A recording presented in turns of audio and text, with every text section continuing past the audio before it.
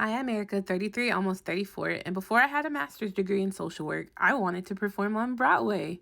Junior year of high school, my mom sat me down and asked me what I wanted to do in my life. I had just landed the role of Eveline in The Wiz, and I felt at home on that stage. Like, this is it. This is what I'm meant to do.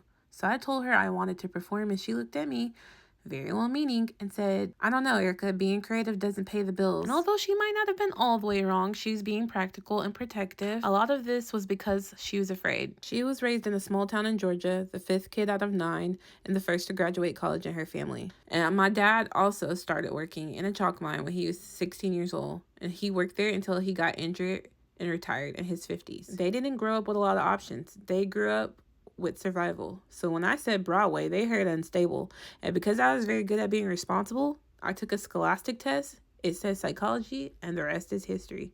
Undergrad, dean's list, master's, 6 years straight in school, gold star behavior. I don't blame them. Education was the path they believed in, and in a lot of ways I still do too.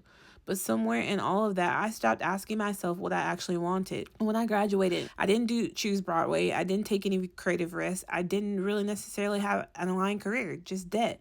And the quiet realization that I optimized for approval, not with what made me happy or what I aligned with. That's where my regret lives. Not because I failed, but because I never really chose. If I had have tried and flopped, at least it would have been my decision.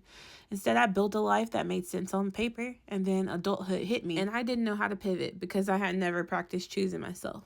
So this time around, Adulthood 2.0 isn't about rebelling against my parents or my past. It's about honoring them and then choosing differently. It's about taking risks now, even if I'm older, even if it's messy, because I refuse to die disappointed.